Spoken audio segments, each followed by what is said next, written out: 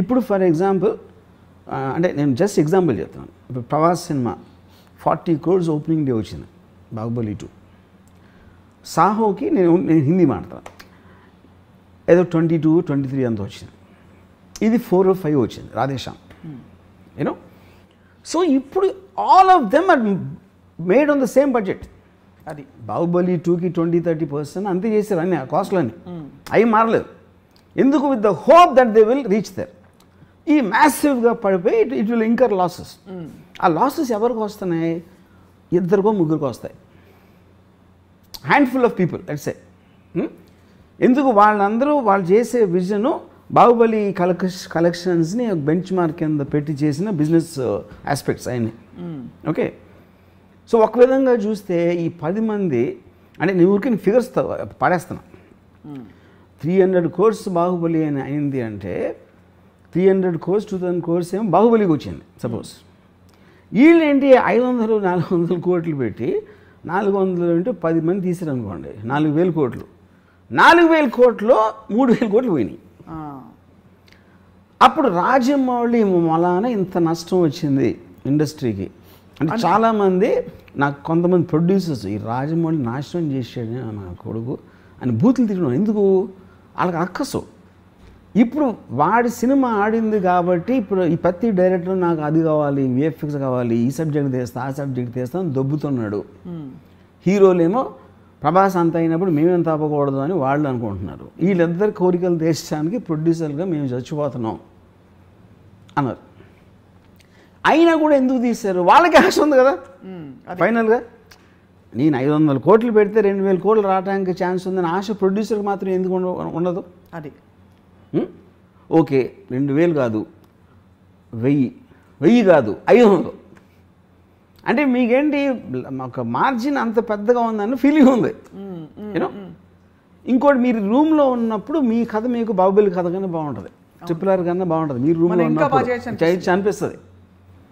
మనం ఆ విఎఫ్ఎక్స్ తీసుకొస్తే మనం ఈయన తీసుకొద్దాం, ఫాస్ట్ అండ్ ఫ్యూరియస్ చేసినోడిని, లేకపోతే నో టైమ్ టు డై చేసినోడిని, లేకపోతే అవెంజర్స్ చేసినోడిని. అది మార్చేటప్పటికి వాళ్ళు మొత్తం అంతా అయిపోతుంది అని ఫీలింగ్ వస్తుంది. ఇది కూడా actually it was not like a new thing. Sholay వచ్చినప్పుడు జరిగింది అది. అప్పుడు ఒక చాలా పెద్ద producer, forgot his name, burning train అని తీసాడు ఒక సినిమా. అవును, గుర్తుంది. బర్నింగ్ ట్రైను వాళ్ళు అప్పుడు ఆ మిక్సింగ్ అంతా లండన్లో చేసినప్పుడు ఆ ప్రొడ్యూసర్ మాటికి ఫోన్ చేసి ఆ టెక్నీషియన్స్ అందరూ షోలేలో పనిచేశారు, సౌండ్ వాళ్ళు. ఆ సౌండ్ కూడా చెప్పాడు నాకు ఎలా ఉంది సినిమా అంటే చాలా బాగుంది సార్. షోలేలాగా ఆడుతుందా, షోలే కానీ ఎక్కువ ఆడుతుందా చెప్పమన్నాడు అండి. అదేమో డిజాస్టర్, అది బర్నింగ్ ట్రైన్ ఫైనల్గా. సో ఇది ఎప్పుడు జరిగింది, not like the first time. But ఇప్పుడున్న నంబర్స్, స్కేలు, దాని sound in the social media, that is where the whole point is. అది ఓకే. సో ఇప్పుడేంటి, ఒకలాగా చూస్తే రాజమౌళి వలన ఇండస్ట్రీకి 10,000 కోట్లు నష్టం వచ్చింది అనుకుందాం ఒక నిమిషం. కానీ అక్కడ ఒక ఇది ఏంటంటే స్ట్రేంజ్ థింగ్, 10,000 కోట్ల నష్టం రాలేదు. 10,000 కోట్ల నష్టం 2-3 వచ్చింది, 2, 10, 100, 20. డబ్బులని ఇండస్ట్రీ ఎప్పుడు పావు, దట్ ఈస్ ఎ మిస్కన్సెప్షన్. ఎవరైనా ఒకటి జేబులో ఇంకోటి జేబులో కాదు. మీకు 400 కోట్లు ఖర్చు అయినది అంటే ఏంటి దాని అర్థం? మీరు ఆర్టిస్టులకి ఇచ్చారు, టెక్నీషియన్స్కి ఇచ్చారు, వెండర్స్కి ఇచ్చారు, వర్కర్స్కి ఇచ్చారు, జూనియర్ ఆర్టిస్టులకి ఇచ్చారు. ఈ అన్ని అందరి జేబుల్లోకి వెళ్ళినప్పుడు ఒకరి జేబులోంచి వీడికి ఖర్చు అయింది, వాళ్ళకి వచ్చినాయి. Okay, they created employment for them. వీళ్ళ జేబుల్లో ఎక్కువగా 400 కోట్లు ఎవడో ఖర్చు పెట్టగలదు? ఉన్నోడే ఖర్చు పెట్టగలుగుతాడు కదా. అవును, ఐదర్ ఉన్నోడు ఖర్చు పెట్టగలుగుతాడు, లేకపోతే రేజ్ చేసే కెపాసిటీ ఉన్నోడు ఖర్చు పెట్టగలుగుతాడు.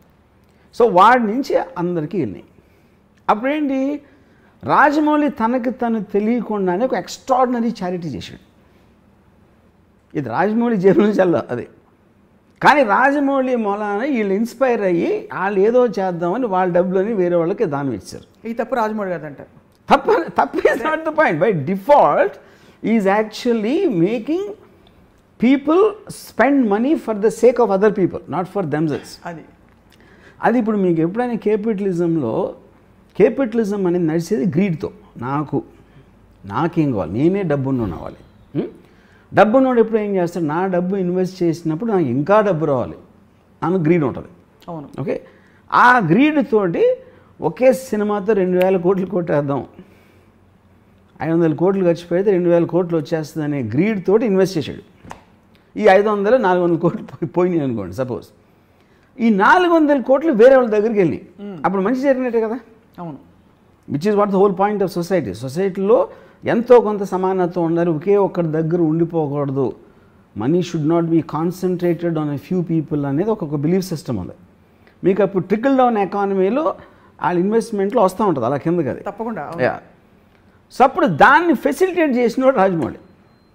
సో రాజమౌళి మొలాన ప్రొడ్యూసర్ రోడ్డు మీదకి వచ్చేసే వాళ్ళు ఉన్నారు, కానీ వర్కర్లు టెక్నీషియన్స్ వాళ్ళందరూ చాలా రిచ్ అయిపోతారు.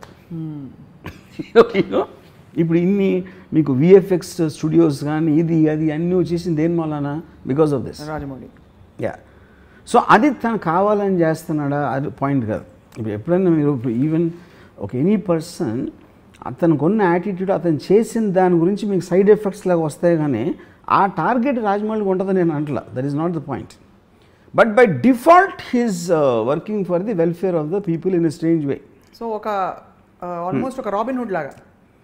Yeah, you can say Robin Hood, like ఫినామిననే కదా, unintentional Robin Hood. Correct, Robin Hood ఉన్నవాళ్ళ దగ్గర నుంచి. నాకు I like this, Rajamouli Robin Hood అంటారు. కరెక్ట్, అంటే గొప్పోళ్ళ దగ్గర నుంచి డబ్బులు కొట్టేసి బేదోళ్ళకి పనిచేయటం.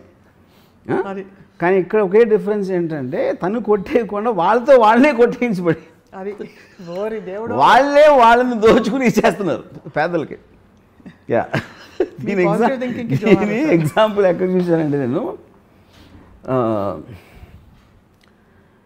Yeah that's point. ఇప్పుడు నానా పాటేకర్ ఒక అలవాటు ఉండదు ఆయనకి, ఏదో ఒక బాబా ఏదో సమ్ కైండ్ ఆఫ్ ఏ ఒక ఆశ్రమం, బాబా అంతే హిజ్ నేమ్ ఇస్. రెమ్యునరేషను నానా పాటేకర్ 4 కోట్లు తీసుకుంటే 2 కోట్లు ఆ ఆశ్రమంకి ఇవ్వాలి. ఇది ప్రొడ్యూసర్. ఓకే, అప్పుడు ఏం చేస్తాడు నానా పాటేకరు? ఆ 2 కోట్లు ప్రొడ్యూసర్ ఇప్పిస్తాడు. నేను ఇస్తానని చెప్పట్లా, నాకు 2 కోట్లు చెక్కు, 2 కోట్లు ఏం దానికి ఇమ్మంటాడు. ఓకే, అప్పుడు నానా పాటేకర్ కావాలి. నానా పాటేకర్ 2 కోట్ల 4 కోట్ల పాయింట్ కాదు అది. ఈ 4 కోట్లు ఒప్పుకుంటే ఆడు ఎవరెవరికి ఇమ్మంటే అడిగేస్తాడు. అవును. నానా పాటేకర్ ఉద్దేశం ఏంటంటే వీళ్ళలో గిల్ట్ తెప్పించాలని. అతనే ఇప్పిస్తే దీన్ని నేర్చుకుని ఇంకో 10 మంది చేస్తారని.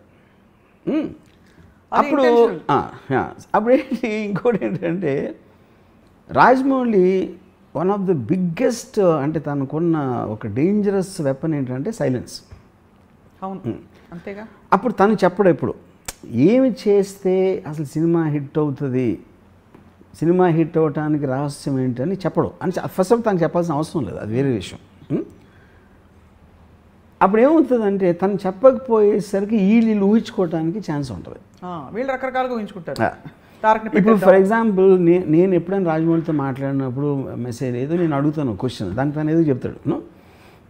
ఇప్పుడు నేను బాహుబలి సినిమాలో ఎంత విజువల్ గ్రాండియర్ ఉన్నా, ఎంత ఎక్స్ట్రాడినరీ విఎఫ్ఎక్స్ ఉన్నా కూడా ఫైనల్గా బ్లడ్ అండ్ స్వెట్ ఉంటుంది. That is the relatable factor. ఒక హ్యూమన్ బీయింగ్కి రిలేటబిలిటీ ఫ్యాక్టర్. ప్రభాస్ దెబ్బలాడుతున్నప్పుడు అతను చెమట లేకపోతే కొట్టినప్పుడు రక్తం, ఆ ఆస్పెక్ట్లో మీకు ఆ ప్రభాస్ క్యారెక్టర్కి విపరీతంగా మనం కనెక్ట్ అయిపోతాం దాంట్లో. అది ఇప్పుడు మీరు విఎఫ్ఎక్స్ ఇప్పుడు ఈ రాధేశ్యామ్లో కానీ లేకపోతే మన ఆదిపురుష్ టీజర్లో you don't find that. That is the reason మీకు ఒక సడన్గా ఒక నెగిటివ్ ఫీడ్బ్యాక్ వచ్చేస్తుంది. అవును. ఇప్పుడు ఒక అమ్మాయి థియేటర్లో కూర్చుంటే she can fall in love with Prabhas in Baahubali. I don't think she will do that same in ఇప్పుడు చెప్పిన సినిమాలు ఆదిపురుష్.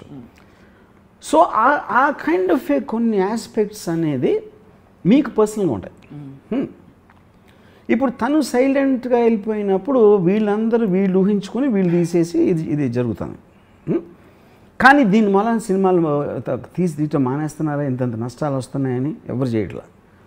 ఎందుకంటే ఆల్రెడీ తను బెంచ్ మార్క్ చూపించడం ఉంది. You can't erase that fact. ఏ మంచి సినిమా వస్తే 2,000 చేయొచ్చు, 3,000 చేయొచ్చు అనేది చూపించేసాడు కాబట్టి అది ఫ్యాక్ట్ ఆఫ్ ద మ్యాటర్. దాన్ని మీరు ఏం చేయలేరు.